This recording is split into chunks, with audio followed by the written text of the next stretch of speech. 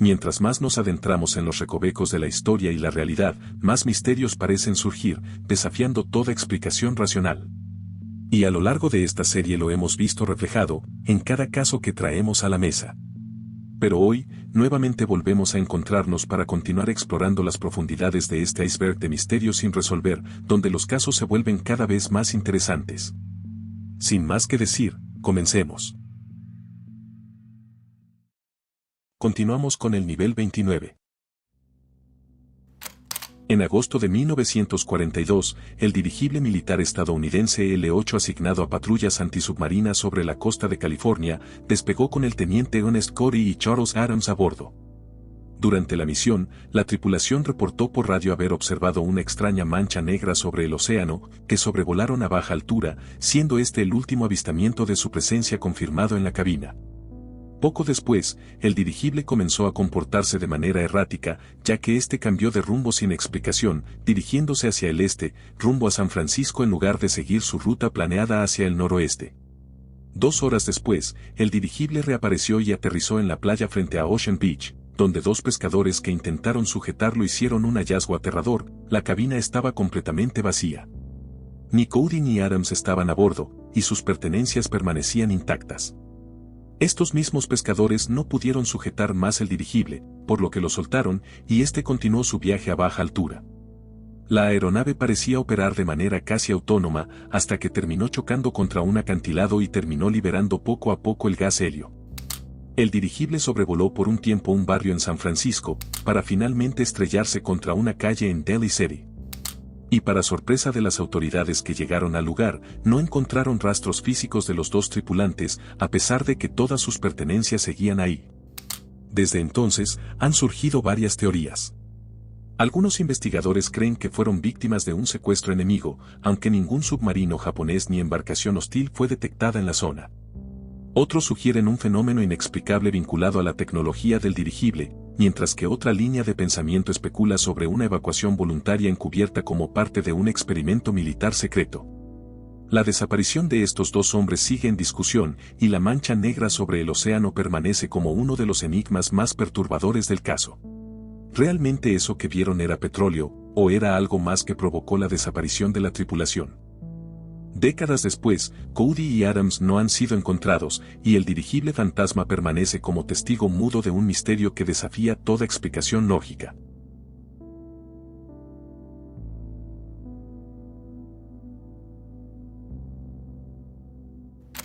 En marzo de 1938, Ettore Majorana, uno de los físicos más brillantes de su tiempo y miembro del grupo de Enrico Fermi, desapareció sin dejar rastro, dejando tras de sí un enigma que ha perdurado más de 8 décadas. Su trabajo teórico sobre neutrinos y materia oscura lo colocaba entre los científicos más avanzados del mundo, y todo esto con solo 31 años, pero también lo convirtió en un hombre que entendía demasiado sobre un futuro que aún no existía. El 25 de marzo de ese mismo año, Majorana retiró todo el dinero de su cuenta y envió una carta ambigua a su familia despidiéndose de una forma melancólica, para luego abordar un barco de Nápoles a Palermo. Al día siguiente, ya en Palermo, envió otra carta a su colega Antonio Carrelli insinuando que regresaría a Nápoles, pero que dejaría la enseñanza. Este aparente arrepentimiento generó más preguntas que respuestas, ya que nunca regresó al hotel ni fue visto subiendo al barco de vuelta, y su equipaje permaneció intacto. La contradicción de estas cartas es el punto de partida del misterio, ya que nadie sabe si se arrepintió, decidió desaparecer o alguien manipuló su correspondencia. La investigación oficial lo dio por muerto, pero pronto comenzaron las sospechas. Algunos afirmaban que Majorana había tenido una crisis de fe y se había refugiado en un monasterio, ocultando su identidad. Otros aseguraban que fingió su muerte para escapar de un futuro que ya temía, el uso destructivo de la física nuclear, cuyos primeros pasos él mismo había ayudado a cimentar. De hecho, Enrico Fermi, su mentor, llegó a decir que Majorana tenía un cerebro superior al de él, pero un alma incapaz de convivir con su propio talento. Décadas más tarde, en 1955, el misterio revivió cuando un profesor italiano afirmó haber conocido en Venezuela a un hombre reservado que decía haber sido físico, un hombre que hablaba con acento siciliano y evitaba hablar del pasado.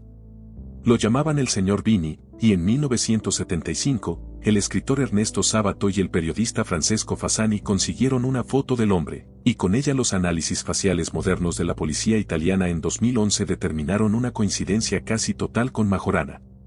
Esto llevó a algunos investigadores a creer que Majorana escapó voluntariamente, horrorizado ante la posibilidad de que sus descubrimientos contribuyeran a la creación de la bomba atómica, viviendo bajo una identidad falsa en Sudamérica, en un exilio autoimpuesto.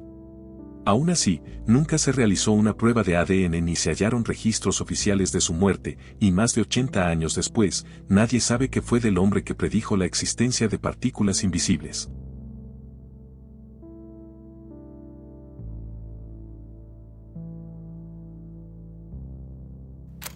El 16 de mayo de 1986, la tranquila localidad de Cookeville se convirtió en escenario de uno de los eventos más extraños en la historia reciente de Estados Unidos.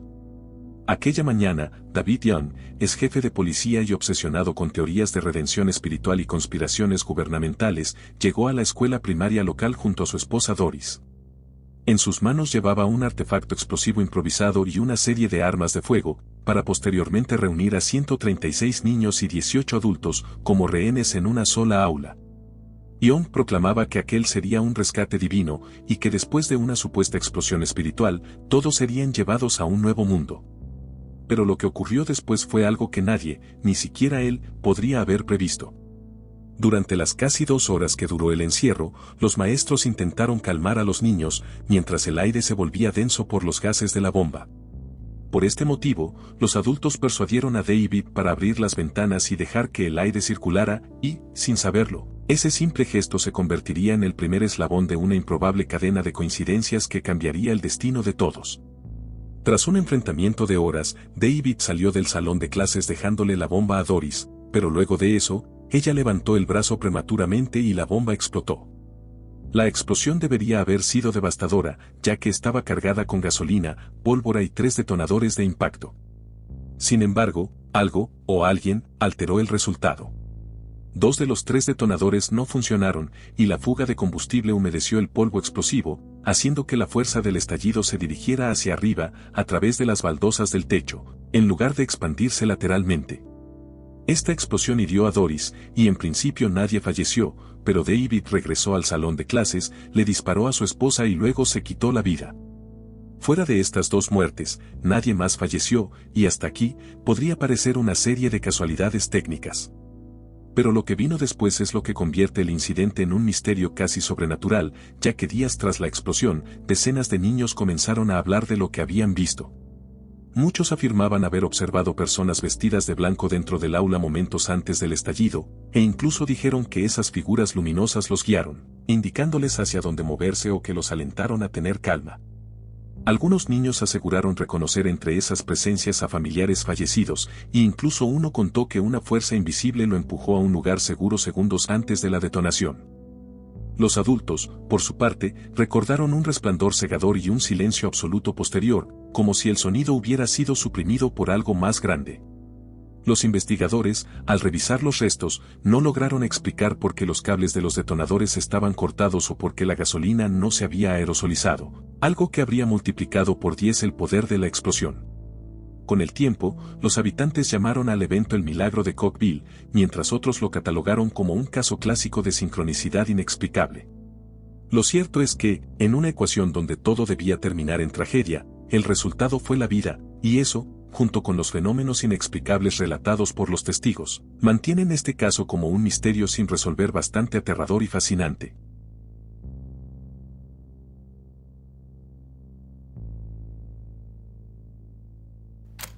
Y hablando de milagros, en el convento de las Siervas de la Eucaristía en Akita, Japón, una joven monja llamada Agnes Kazuko Sasagawa, comenzó a experimentar fenómenos que cambiarían su vida y pondrían en jaque la explicación racional de lo sobrenatural. Agnes, quien era sorda, afirmó que la Virgen María se le apareció y le entregó mensajes apocalípticos, alertando sobre desastres, corrupción y una purificación global inminente. Pero lo que realmente despertó la atención del mundo fueron los sucesos físicos, cuando una estatua de madera de la Virgen comenzó a llorar lágrimas humanas reales, sangrar y emitir una especie de luz brillante. Entre 1975 y 1981, la estatua lloró 101 veces, y los análisis de laboratorio confirmaron que las lágrimas contenían proteínas, sodio y cloruros, componentes típicos de lágrimas humanas. El fenómeno desconcertó a científicos y religiosos por igual, ya que la madera permanecía intacta, sin mecanismos visibles que explicaran cómo producía lágrimas o sangre. El obispo local, Junsohiro Ito, investigó los hechos y concluyó que eran auténticos, declarando que no había evidencia de fraude. Años más tarde, en 1988, el mismísimo Joseph Ratzinger, futuro Papa Benedicto XVI, autorizó la difusión discreta del caso, aunque el Vaticano nunca emitió una declaración oficial, dejando la ambigüedad intacta. Algunos creen que la estatua fue manipulada por fuerzas desconocidas, quizá energías psíquicas o fenómenos paranormales vinculados a la fe intensa de Agnes y las monjas del convento, un evento donde lo espiritual y lo físico se entrelazan sin explicación científica. Y es que el misterio no solo reside en el llanto de la estatua, sino en los mensajes que acompañaron el fenómeno. Hubieron predicciones de divisiones dentro de la Iglesia, crisis globales y desastres naturales que algunos fieles relacionan con eventos ocurridos décadas después, como la crisis de abusos y el terremoto de 2011. Nadie sabe cómo la madera pudo producir lágrimas humanas ni si los mensajes de Agnes fueron un simple fenómeno psicológico, una manifestación divina o algo que trasciende la comprensión humana.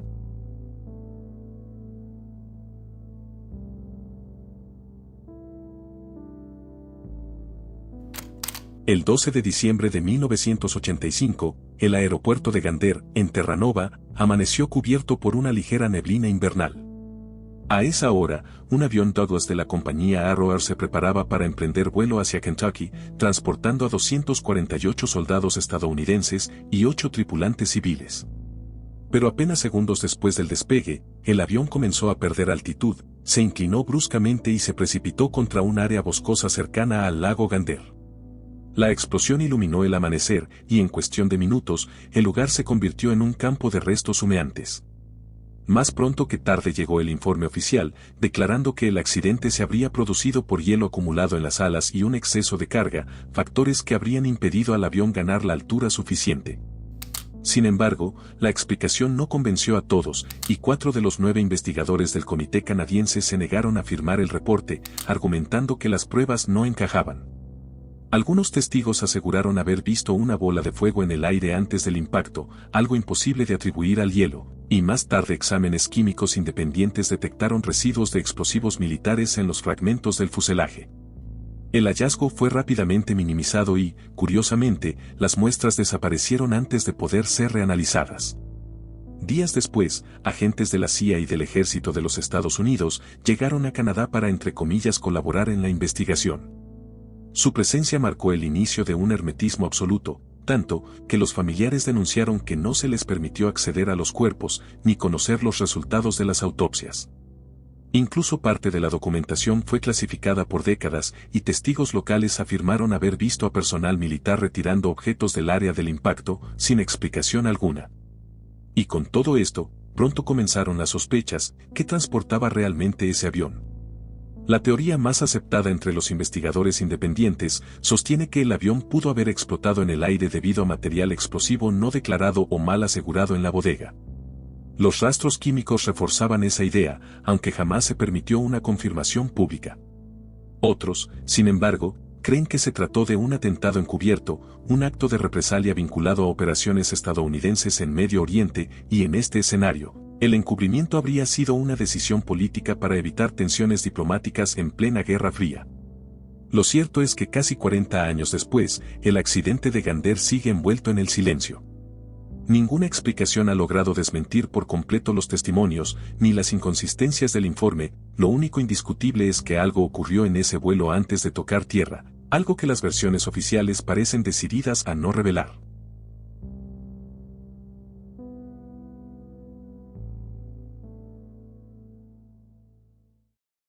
Y seguimos al nivel 30.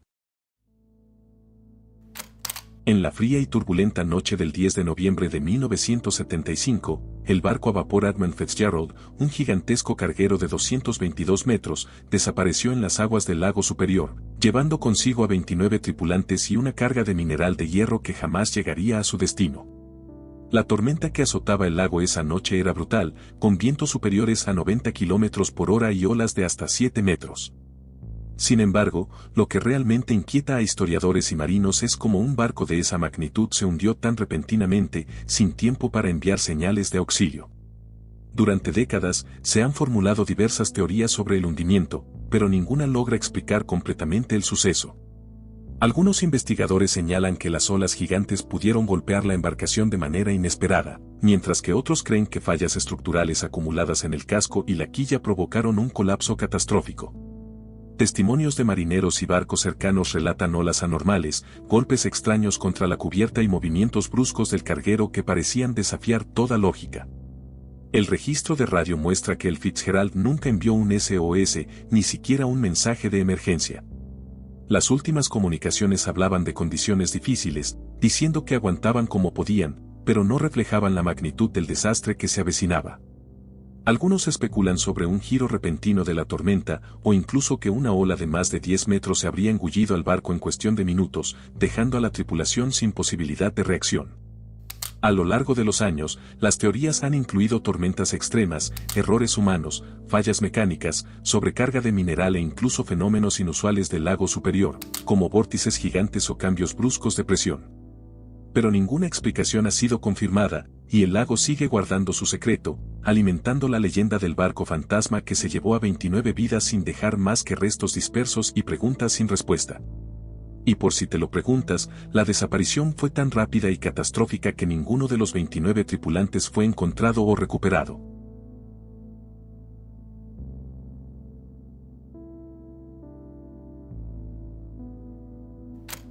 El Ara San Juan, un submarino de la Armada Argentina, desapareció el 15 de noviembre de 2017 mientras realizaba maniobras de rutina en el Atlántico Sur. A bordo viajaban 44 tripulantes, entrenados y experimentados, pero después del último mensaje de rutina, el submarino se desvaneció sin dejar rastro. La desaparición provocó un operativo internacional masivo, con buques, aviones y satélites de varios países buscando señales en una extensión gigantesca de océano, pero durante semanas no se detectó nada. El misterio comienza con la ausencia total de comunicación, porque aunque se emitieron algunos mensajes de alerta desde el submarino antes de perder contacto, nunca se registró un SOS claro. Esto llevó a especulaciones inmediatas sobre fallas técnicas graves, explosiones internas o incluso interferencia externa. La confusión se profundizó cuando se reportaron señales acústicas detectadas por hidrófonos, algunas compatibles con posibles explosiones, pero sin confirmación de su origen.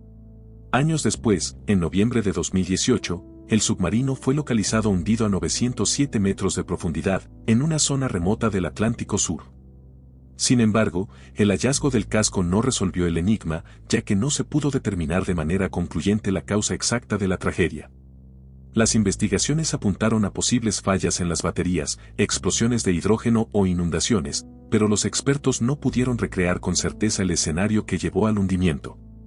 Algunos investigadores sostienen que el Ara San Juan pudo haber sido víctima de un fallo mecánico catastrófico, mientras que otros sugieren teorías más especulativas, como un sabotaje externo o una intervención desconocida, debido a que la desaparición fue súbita y no se detectaron señales de emergencia que podrían haber salvado vidas. Lo cierto es que, más allá del operativo de búsqueda y la recuperación parcial de restos, el submarino persiste como un misterio porque no se ha determinado la responsabilidad final. ¿Fue un simple fallo mecánico, el resultado de un mantenimiento deficiente o la negligencia en la cadena de mando?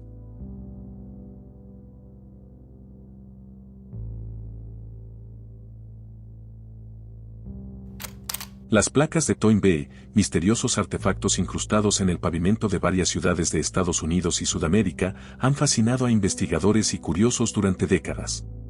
Originalmente asociadas con el historiador Arnold Toynbee, estas placas contienen inscripciones crípticas y referencias a la resurrección de los muertos en Júpiter, un mensaje que combina historia, profecía y ciencia ficción de una manera desconcertante. Y es que el misterio comienza con el mismo Arnold Toynbee, porque el creador de las placas, obsesionado con la inmortalidad, habría tomado una idea filosófica de la autobiografía de Toynbee, sobre la posibilidad teórica de la resurrección a través del control científico de las moléculas muertas. Posteriormente el autor combinó esta idea con el final de la película de 2001, Odisea del espacio, donde el astronauta evoluciona cerca de Júpiter. La placa se convierte así en un manifiesto que combina historia, profecía y ciencia ficción, donde la humanidad debe resucitar a sus muertos en Júpiter. El fenómeno comenzó a atraer atención en la década de 1980, cuando más de 150 placas fueron encontradas en calles de Filadelfia y otras ciudades, perfectamente incrustadas bajo el asfalto. Su instalación inexplicable es parte del misterio, pero se cree que el autor utilizaba la expansión del pavimento por calor y presión de vehículos, cubría las placas con papel alquitranado o linóleo y, con el peso de los coches, éstas se hundían sin ser detectadas. La perfección del método sugiere un proyecto obsesivo y prolongado, casi imposible de ejecutar sin llamar la atención. Durante años, el autor fue solo conocido como el Samaritano de Filadelfia. Pero investigaciones periodísticas y el documental Resurrected apuntan a James Morasco, un hombre solitario de Filadelfia fallecido en 2003, como el creador original. Morasco habría desarrollado una teoría personal basada en Toynbee y combinada con elementos de ciencia ficción, construyendo un enigma urbano que persiste hasta hoy. Lo que mantiene vivo el misterio no es solo el autor, sino el cómo y el por qué. La motivación real de Morasco nunca fue confirmada, y placas más recientes con un estilo ligeramente diferente sugieren la posible existencia de imitadores o sucesores que continúan su legado. El mensaje sigue siendo críptico, su método exacto de instalación sigue siendo desconocido y, sobre todo, la intención última detrás de las placas permanece en la sombra, dejando abiertas más preguntas que respuestas.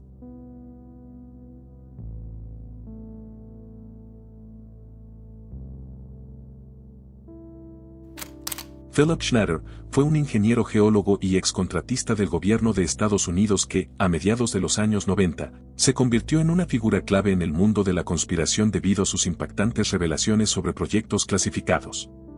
Schneider afirmaba haber trabajado en la construcción de una vasta red de bases subterráneas profundas y, de manera más explosiva, haber participado en una batalla a tiros con alienígenas grises en la base Dulce de Nuevo México, en 1979.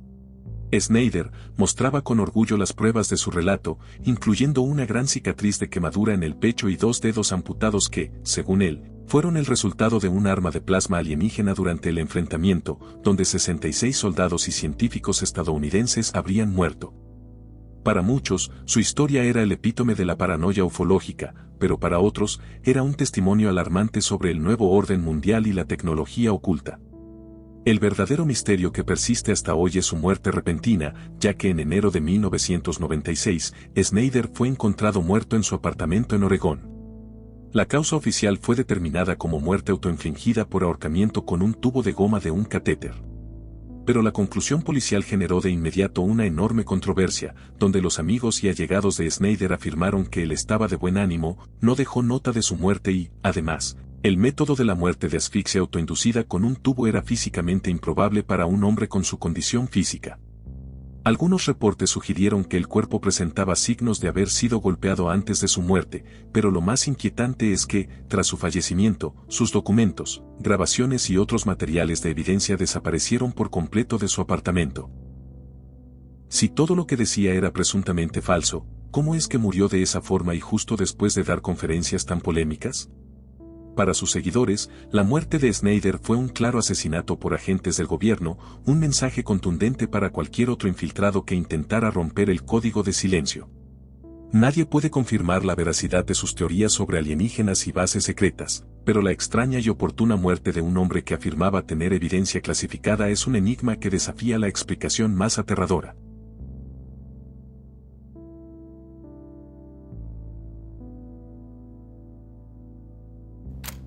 El agente y experto en códigos, Garrett Williams, era un hombre brillante, metódico, y tan discreto que sus propios vecinos no sabían que trabajaba para el servicio secreto británico. Garrett fue visto por última vez en una cámara de seguridad, pero el misterio comenzó en agosto de 2010, cuando su cuerpo fue hallado en el piso franco que le habían proporcionado en Londres. Estaba dentro de la bañera, completamente desnudo, y metido dentro de una maleta de deporte roja. La escena era una pesadilla lógica, ya que la maleta estaba cerrada por un candado puesto desde el exterior y las llaves se encontraron debajo de su cuerpo, dentro de la misma maleta en cuestión. No había signos de lucha, forcejeo o trauma físico en el cuerpo de Williams, y la autopsia fue inconclusa, teorizando que la causa más probable de su muerte fue la asfixia o el envenenamiento de acción rápida. Pero el mayor enigma era la física. ¿Cómo pudo un hombre, incluso un experto en escapismo, meterse en la bolsa, cerrarla por completo y poner el candado desde el exterior? Para muchos esto era imposible, e incluso las pruebas forenses de Scotland Yard intentaron replicar el acto más de 300 veces, fallando en cada ocasión.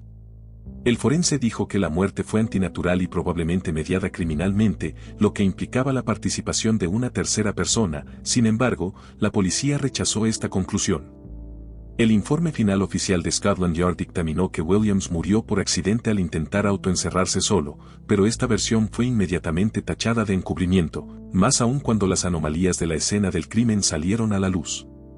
Los investigadores independientes y la familia señalaron el hermetismo absoluto, la falta de huellas dactilares de Williams en el candado o la cremallera, y los fragmentos de ADN no identificado de al menos 2 personas encontrados en la bolsa.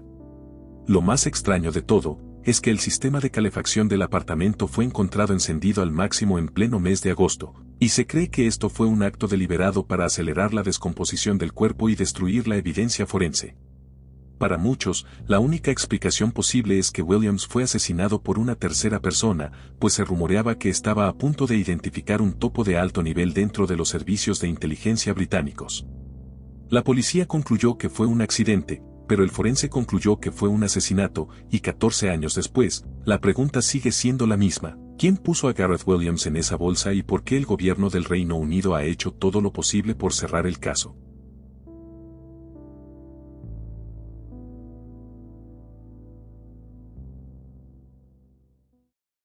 Llegamos al nivel 31. Donald Kemp era un publicista neoyorquino brillante, apasionado por los misterios y la historia. Luego de sufrir un accidente de tránsito que lo dejó con secuelas físicas, decidió cambiar de vida y se embarcó en un viaje por Estados Unidos, en busca de respuestas sobre Abraham Lincoln para un proyecto personal. En noviembre de 1982, su vehículo fue encontrado abandonado en una carretera nevada de Wyoming, con el motor encendido, la puerta abierta y todas sus pertenencias dentro, incluido un maletín importante y ropa de abrigo que parecía haber dejado atrás a pesar del clima gélido. Las huellas en la nieve mostraban que se había alejado a pie hacia una zona montañosa, pero luego simplemente desaparecían. Se organizó una búsqueda masiva sin éxito, hasta que, 5 meses después, su cuerpo fue hallado en una cabaña abandonada a casi 20 kilómetros del lugar donde dejó su coche. Lo extraño es que había cerillas gastadas, una cama deshecha, y señales de que alguien había estado usando el lugar recientemente. Aunque el informe forense determinó hipotermia, varios elementos no cerraban. Semanas después de la desaparición, alguien llamó a la madre de Donald diciendo ser él. La llamada fue rastreada a un hogar cercano al lugar donde desapareció, y el dueño negó haber hecho la llamada, aunque una grabación reveló que su voz era idéntica. Nadie pudo explicar por qué, ni cómo Donald terminó allí o si alguien más estuvo con él.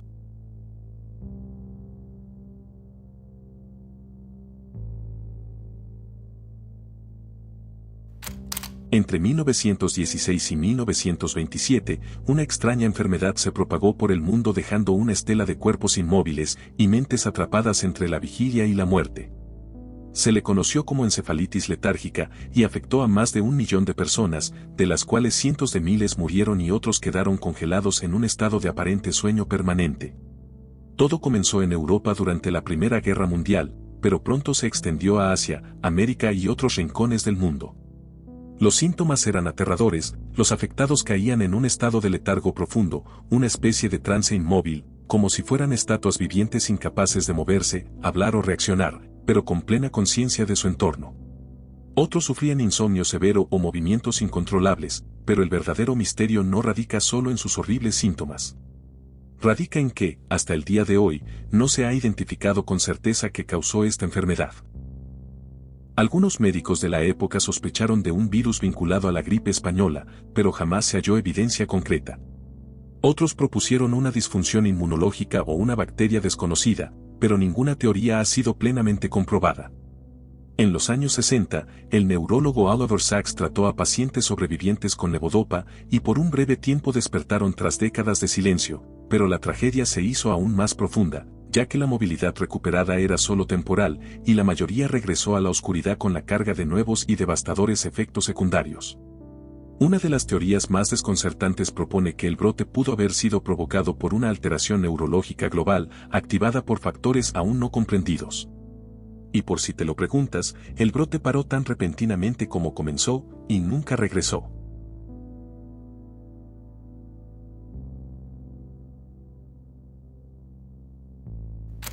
En lo profundo de los páramos de Derbyshire, Inglaterra, se alza una piedra solitaria conocida como el Memorial de John Turner. No es una tumba, sino una losa erigida en el lugar exacto donde este comerciante perdió la vida en una tormenta de nieve en 1755, aunque otras versiones datan el hecho en 1735. El paisaje que lo rodea es campestre, ventoso, y en invierno puede ser tan hostil como lo fue aquella fatídica noche. John Turner quedó atrapado en el temporal y murió de frío, incapaz de encontrar refugio. Sin embargo, el misterio que convierte este memorial en una leyenda no es su muerte, sino lo que se halló junto a su cuerpo. Cuando lo encontraron, los testigos vieron en la nieve una única huella de zapato femenino, perfectamente marcada a su lado. Sí, solo una, y no había rastro de llegada, ni huellas que continuaran más allá. Tampoco había señales de que alguien hubiese estado allí antes o después, solamente había una pisada solitaria e inexplicable junto al cadáver. La pregunta que ha obsesionado a generaciones es simple pero intrigante: ¿quién era la mujer de la huella? ¿Alguien que intentó ayudar y no pudo, o fue alguien que lo abandonó en sus últimos momentos? Más que la tragedia de Turner, es ese único rastro, tan imposible como intrigante, lo que mantiene vivo el misterio. Algunos dicen que la huella pertenecía a alguien que acompañaba a Turner, quizás una mujer que viajó con él, pero que en medio de la tormenta desapareció o escapó, dejando solo un rastro antes de perderse sin explicación. Hoy, los caminantes que visitan la piedra cuentan la historia, pero lo cierto es que, a pesar de los siglos, nadie ha podido explicar la huella solitaria de John Turner.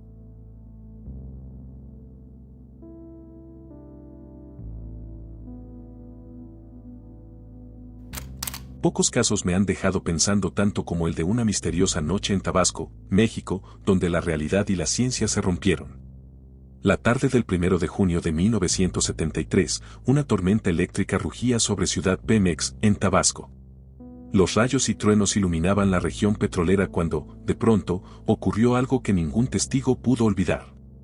Entre los relámpagos, comenzaron a aparecer esferas luminosas que se movían con independencia del cielo nublado, brillando en tonos intensos, cambiando de dirección y pareciendo detenerse en el aire como si observaran la zona desde lo alto. Lo más inquietante fue que la tormenta se detuvo de golpe, el estruendo de los truenos paró y la lluvia pareció suspenderse, dejando un silencio antinatural que heló la sangre de quienes miraban al cielo. Algunos vecinos afirmaron que una de las esferas descendió hacia las inmediaciones de una ranchería cercana, mientras otros relataron que las luces parecían concentrarse sobre el complejo petrolero de Petróleos Mexicanos, la instalación energética más importante de la región. Esto encendió una teoría aún más perturbadora. ¿Y si aquellas presencias no estaban allí por casualidad, sino en una especie de inspección? La explicación oficial fue simple, ya que se dictaminó que se trataba de relámpagos en bola, un fenómeno natural atmosférico muy poco frecuente en el que esferas luminosas flotan y se mueven de forma errática antes de desaparecer. Pero los testigos rechazaron esa versión, ya que insistían en que lo que vieron no era electricidad natural, sino algo que actuaba con voluntad propia y que incluso detuvo la tormenta. Con el paso de los años, el incidente fue incluido dentro de los casos más emblemáticos de la ufología mexicana, y hasta el día de hoy, el caso sigue sin una explicación oficial.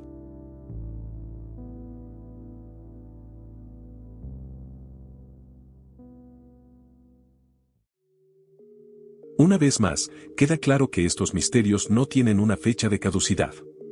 Cuanto más investigamos, más nos encontramos con enigmas que, a pesar de los años, siguen carentes de una respuesta concluyente o de una explicación totalmente satisfactoria. Si esta nueva entrega te gustó, por favor, suscríbete, me ayudarías mucho para poder seguir creciendo, y activa la campanita para no perderte futuras entregas. Y por supuesto dale al pulgar arriba, y comenta qué misterio sin resolver conoces que no hayamos mencionado a lo largo de toda esta serie.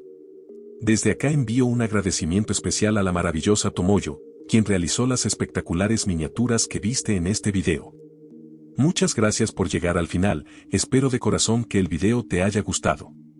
Nos veremos muy pronto con un próximo enigma. Esto fue el laberinto del misterio, adiós.